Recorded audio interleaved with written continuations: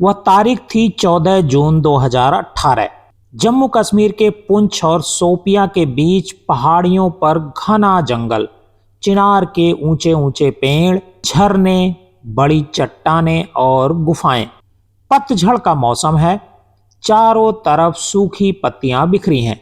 भारतीय फौज का एक जवान चिनार के एक पेड़ के तने का सहारा लिए टिका बैठा है। AK-47 लिए 6-7 आतंकवादी उसे घेर कर सवाल पूछ रहे हैं। फौजी के चेहरे पर न तो डर है और न ही पछतावा। एक आतंकी पूछता है, तेरा नाम क्या है फौजी? जवाब मिला, औरंगजेब। दूसरा आतंकी पूछता है, मोहम्मद भाई के एनकाउंटर में तू ही था? औरंगजेब, हाँ मैं ही था। आतंकी गुस्से में पूछता है, तुमने उसका चेहरा क्यों बिगाड़ा? पलटकर औरंगजेब ने जवाब दिया, फायरिंग से चेहरा बिगड़ा, मैंने नहीं बिगाड़ा। आखिर में आतंकी 2-3 सवाल और पूछते हैं। इसके बाद 2 आतंकी औरंगजेब के दाईं और बाईं तरफ खड़े हो जाते हैं। बंदूक की बट से मारकर उसके दोनों हाथ तोड़ देते हैं, फिर उसके पैर तोड़ते हैं। एक आतंकी चाकू से उसके गले पर वार करता है, दूसरा आतंकी उसकी गर्दन उतार देता है। इसके बाद सभी आतंकी मिलकर उस पर गोलियां बरसाते हैं। गोलियां इतने पास से मारते हैं कि उसके छाती और पेट को चीरती हुई चिनार के पेड़ में धंस जाती हैं। सेना को देर रात फौजी औरंगजेब का शव पुलवामा के गुस्सू गांव में मिलता है। शव को पोस्टमार्टम के लिए अस्पताल लाया जाता है।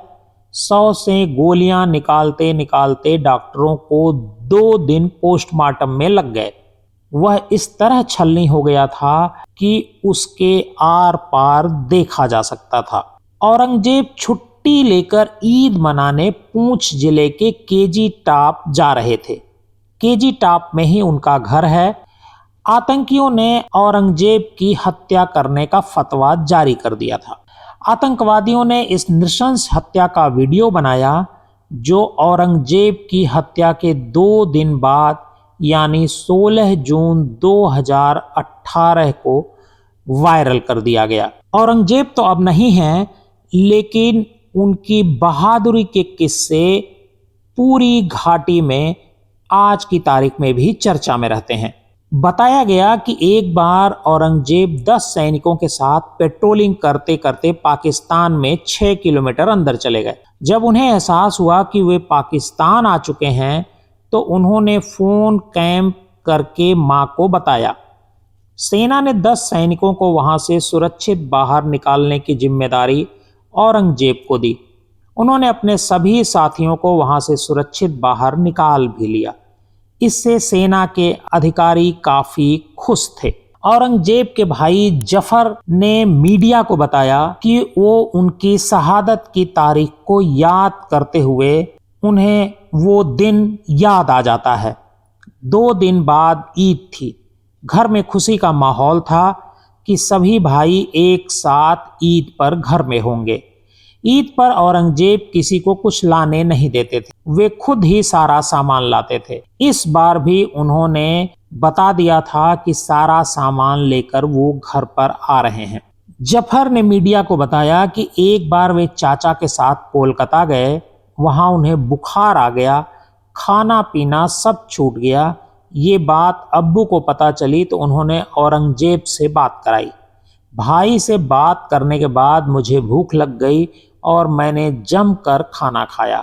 जफर कहते हैं कि औरंगजेब मुझे बच्चों की तरह प्यार करते थे। जफर कहते हैं कि सबसे बड़े भाई कासिम 109 बॉम्बे इंजीनियर बटालियन, उनसे छोटे तारिक और Shabbir Punjab regiment, Asif 15 JK LF1 battalion में हैं। ईद पर सभी घर आने वाले थे। तय किया था कि मेढर में मिलेंगे और यहीं से एक साथ घर जाएंगे। मैं उन लोगों को रिसीव करने बहन जी के साथ केजी टॉप से मेढर पहुंचा। थोड़ी देर बाद बहन को वहीं छोड़ मैं सैलून गया। सैलून से निकलने के बाद मैंने औरंगजेब को फोन कर पूछा कि कहां तक पहुंच गए। बातचीत के बीच उनके चिल्लाने की आवाज आई, गाड़ी रोको, और फोन कट गया। जफर कहते हैं कि मुझे लगा कि भाई बहुत बिजी हैं, थोड़ी देर से फोन करूंगा। मैं बाजार में था, प्यास लगी तो एक दुकान से कोल्ड ड्रिंक ली, 2-3 घूंट पिया ही था कि मुझे जोर से झटका लगा। कोल्ड ड्रिंक वहीं छोड़ बहन के पास आ गया। बहन बहुत घबराई हुई थी। जफर कहते हैं कि जब मैंने बहन से पूछा तो वो कहने लगी कि गांव से कॉल आया था, मिलिटेंट ने भाई को किडनैप कर लिया है। इतना सुनते ही जफर का माथा घूम गया। जफर ने वहीं से बाकी भाइयों को फोन लगाया, सभी घर में पहुंच गए। उनके साथ ही जफर के घर पर मीडिया का भी जमावड़ा लग गया। जफर मीडिया को बताते हैं कि उस दिन भाई का रोजा था, उन्हें सुबह ही किडनैप कर लिया गया था। दिन भर बांध कर रखा, पहले उनकी बाजू तोड़ी गई, फिर उनकी टांगें तोड़ी गई, उनके गले काट दिए गए, जबड़े तोड़ दिए गए, इसके बाद उनका गला काटा गया। हमने भी भाई का वीडियो देखा। भाई के आखिरी शब्द थे, चाचा रे बो मार छोड़ियो।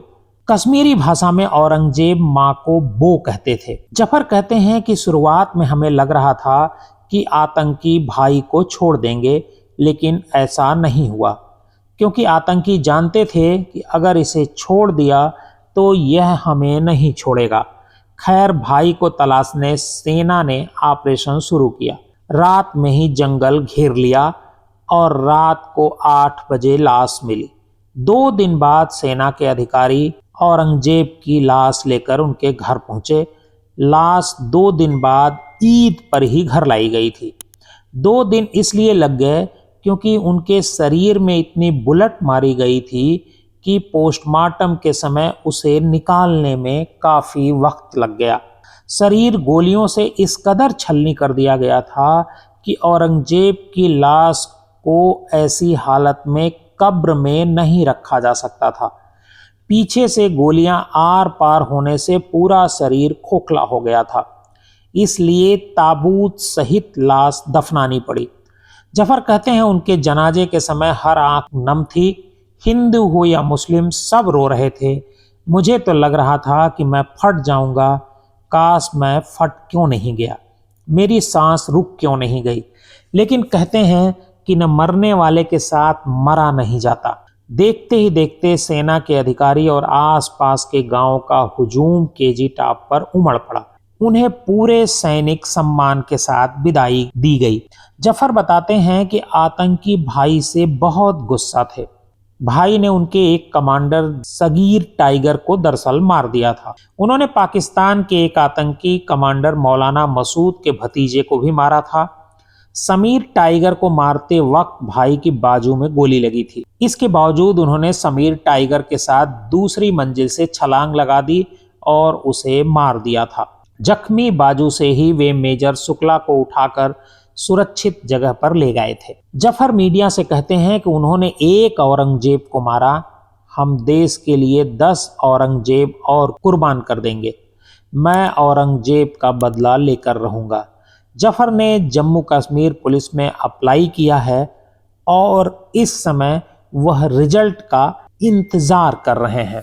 जम्मू कश्मीर में इस समय चुनाव चल रहे हैं। आतंकवादियों के हमले अभी भी जारी हैं।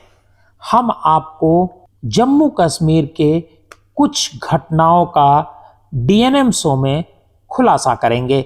आपको हमारी आज की ये कहानी कैसी लगी, हमें कमेंट बॉक्स में जाकर जरूर बताइएगा।